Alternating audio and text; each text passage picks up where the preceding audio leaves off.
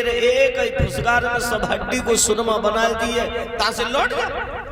कन्हैया बोले नागनी मैं जानता हूँ तू अपने पिया पे बहुत बड़ा गुमान कर रही है ना।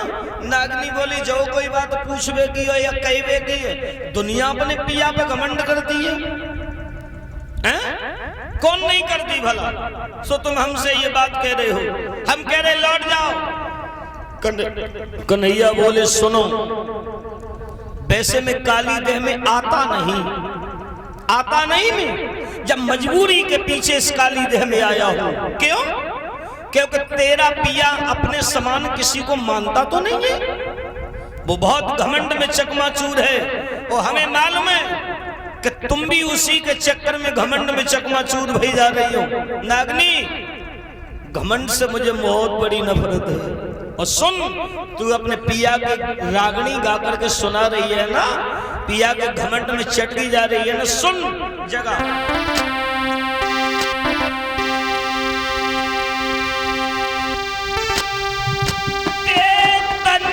जगह अपनी पति को कछ बात उसी से करना है। और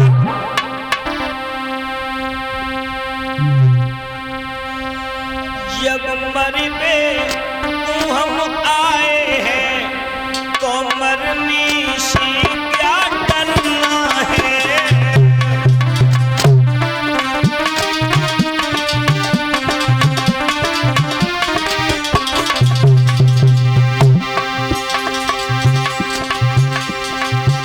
जब मरबे तू हम आए हैं तो मरबे क्या करना है।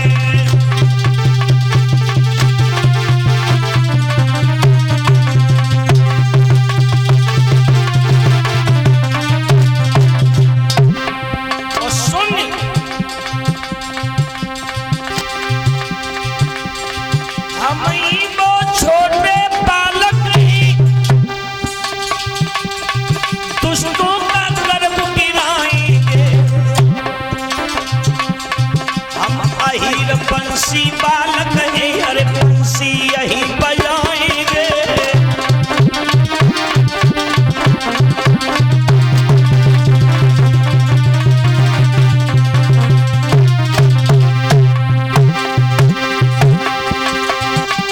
अहीर बंसी बालक है, अरे बंसी यही बजाएंगे।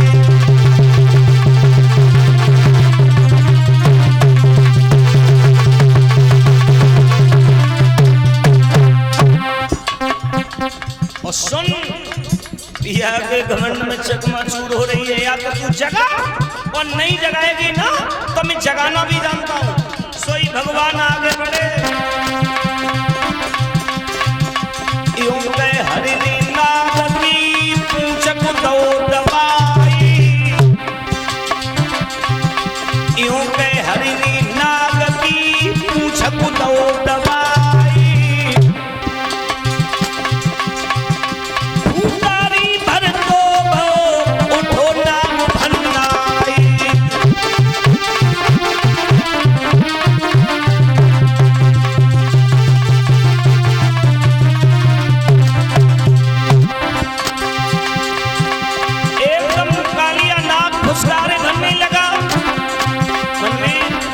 फुसकार भरता हुआ एकदम कालिया नाग बोला,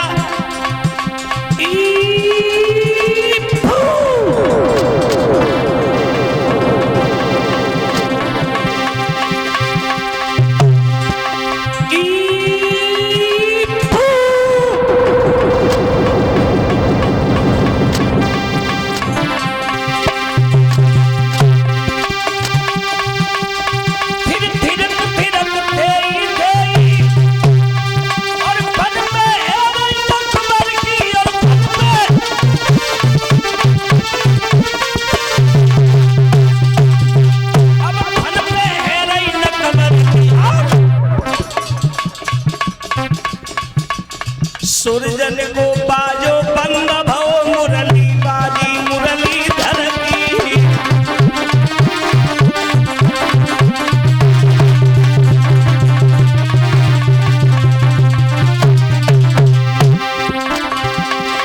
मेरे गुरु को बाजो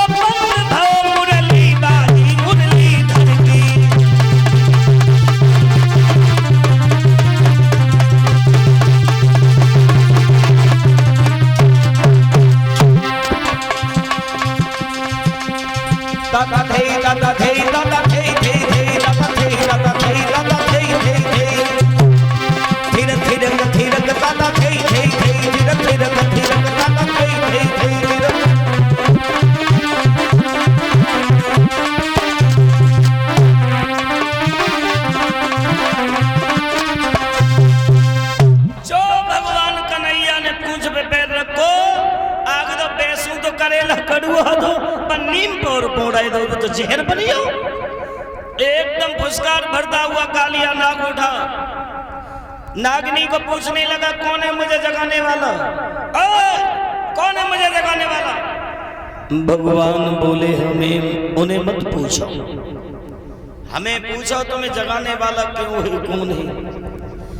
और काहे पीछे पीछे घूमता है मेरे, और मैं तो सामने खड़ा हूँ तेरे, मैं तो सामने खड़ा हूँ तेरे। और जो भगवान कन्हैया को देखो, कालिया नाग ने ऐसी ऐसी फुसकारें लगाई, मैया भगवान को रंग ही बदलियो। कालिया नाग शरीर से लपेटा मारियो। कन्हैया ने अपने शरीर को काली देह में इतना गर्म किया, इतना गर्म किया, फिर भी कालिया नाग से भगवान की पेश नहीं गई। भगवान बोले अब क्या करें। सोई भगवान ने दूसरा उपाय अपना लिया, अपने बदन को काली देह में इतना बढ़ाया, इतना बढ़ाया, इतना बढ़ाया, सो कालिया नाग की नसें चट चट चट चट होने लगी। हाँ। और इधर नागनिया जो हथी सो कान लगी, दीदी हमें तो ऐसो लगत जो वो बच्चा आओ ना, अपने पियाने व बच्चा को मौत के घाट पे उतार दो, सुबह की नसें चट ही चट बोल रही। दूसरी कात के दीदी लगत तो हमें तीसरी ने जवाब दो, बिल्कुल पागल न बनियो, कहीं दही के धोखे चूना चाटने की कोशिश न करियो। हमें तो दीदी ऐसा लगत कि कहूँ अपने बिछिया ठोक में बधी गए। चलो चल के देखें, चलो चल के देखती हैं। और जैसी आगे बढ़ी, हाँ, कालिया नाग बड़ा परेशान हो रहा था बंधुओं, ज्यादा समय को न लेता हुआ, क्योंकि मेरे लिए अभी गोवर्धन पूजा महाराष्ट्र से लेकर के कंसवध तक की कथाएं हैं। तो इधर में भगवान कन्हैया ने जब मारने के लिए प्रयास किया, नागनियों ने झोली को फैला दिया। श्याम, पिया के प्राणों की भीख मेरी झोली में डाल दीजिए।